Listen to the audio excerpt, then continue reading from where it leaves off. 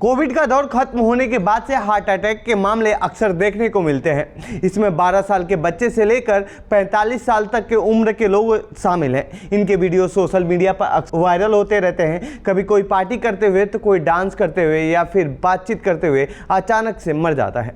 ऐसा सिर्फ भारत में ही नहीं हो रहा है, पूरी दुनिया में इससे इन दिनों लोग परेशान हैं। गाहे बगाहे कोविड वैक्सीन को लेकर चर्चा चल ही रही थी कि ब्रिटिश हाईकोर्ट में एस्ट्राजेनेका ने जो कहा है उससे लोगों के बीच डर बढ़ गया है। तो आइए जानते हैं इस रिपोर्ट में क्या है पूरा मामला और कोविड वैक्सीन से कैसे जुड़ा है और भारत में इस पर क्यों हो रहा है बवाल।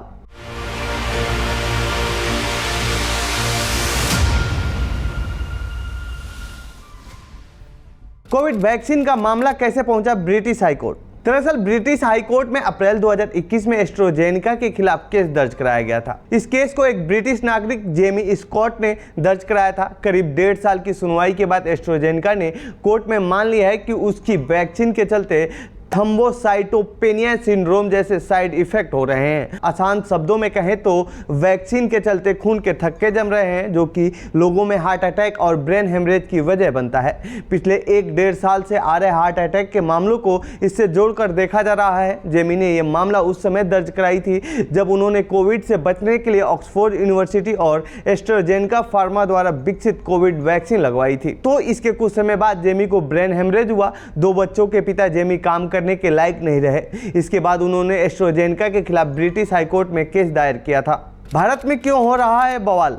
दरअसल ऑक्सफोर्ड और एस्ट्राजेनेका की वैक्सीन को भारत में serum institute of India Covishield नाम से बनाया था। कोविशील्ड को वायरल वेक्टर प्लेटफॉर्म इस्तेमाल करके तैयार किया गया था। यह बिल्कुल ही एक अलग तकनीकी थी। कोविशील्ड को चिंपैंजी में पाए जाने वाले आम सर्दी के संक्रमण के एंडोनोवायरस का इस्तेमाल कर बनाया गया था। एंडोनोवायरस की अनुवांशिक सामग्री SARS-CoV-2 कोरोना वायरस के स्पाइक प्रोटीन की तरह ही है। स्पाइक प्रोटीन के जरिए ही वायरस शरीर की कोशिका में एंट्री करता है। कोविशील्ड को इबोला वायरस से लड़ने वाली वैक्सीन की तरह ही बनाया गया था। 3 चरण में हुआ था भारतीय वैक्सीन का ट्रायल। सीरम इंस्टीट्यूट ने 23,745 से अधिक लोगों पर पहले चरण का क्लिनिक ट्रायल किया था। इसके नतीजों में इसे 70.42% प्रभावकारिता वाला बताया गया था। इसके दूसरे और तीसरे चरण का ट्रायल 1,600 लोगों पर किया गया था। एस्ट्राजेनेका ने 23 नवंबर 2020 को इसके फेज 3 क्लिनिकल ट्रायल्स के नतीजे घोषित किए थे। इसके मुताबिक जब एक हाफ और एक फुल डोज दिया गया तो वह 90% तक असरदार रहा। वहीं 2 फुल डोज देने पर 62% असरदार रही। इसके बाद सरकार ने वैक्सीनेशन प्रोग्राम को मंजूरी दे दी थी और 16 जनवरी 2021 से वैक्सीन लगने की शुरुआत हुई थी। जिन लोगों को ट्रायल के दौरान वैक्सीन दी गई थी उनमें से कुछ ने सिर दर्द और हल्का बुखार होने की बात कही थी, जो सामान्य दवाई से कुछ दिन में ही ठीक हो गया था। दोनों डोज के बीच कितना रखा गया था अंतर। 16 जनवरी 2021 को भारत में कोरोना वायरस के खिलाफ वैक्सीनेशन शुरू हुआ तो गाइडलाइन साफ थी कि कोविशील्ड की 2 डोज में 28 दिन यानी 4 हफ्ते का अंतर रखना है। अधिक से अधिक 42 दिन यानी 6 हफ्ते का अंतर चलेगा। पर इसके बाद कोविशील्ड के दूसरे डोज को लेकर 2 बार गाइडलाइन बदली जा चुकी है।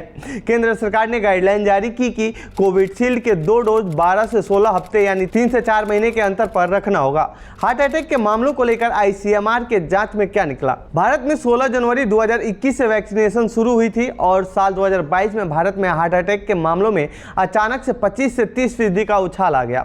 18 से 45 के बीच की उम्र के लोगों में तेजी से बढ़ रहे हार्ट अटैक के मामलों पर काफी हल्ला मचा। इसके बाद ICMR ने एक स्टडी शुरू की। दिसंबर 2023 में ICMR ने अपनी स्टडी में बताया कि कोविड वैक्सीन का हार्ट अटैक से कोई लेना देना नहीं है। ICMR की इस रिपोर्ट का हवाला देते हुए स्वास्थ्य मंत्री ने मीडिया को बयान दिया और सारा मामला रफा दफा हो गया। इसके बाद से ये मामला ठप हो गया और हार्ट अटैक मामले अब भी जारी हैं। इसके बाद से कोविड वैक्सीन पर सवाल उठना बंद हो गया था और हार्ट अटैक के मामले जारी रहे। अब ब्रिटिश हाईकोर्ट में हुए इस खुलासे के बाद एक बार फिर कोविड वैक्सीन पर सवाल खड़े होने लगे हैं। तो ये थी कोविड वैक्सीन को लेकर हो रहे बवाल से जुड़ी हमारी रिपोर्ट। आपको कैसी लगी ये रिपोर्ट कमेंट बॉक्स में बताएं।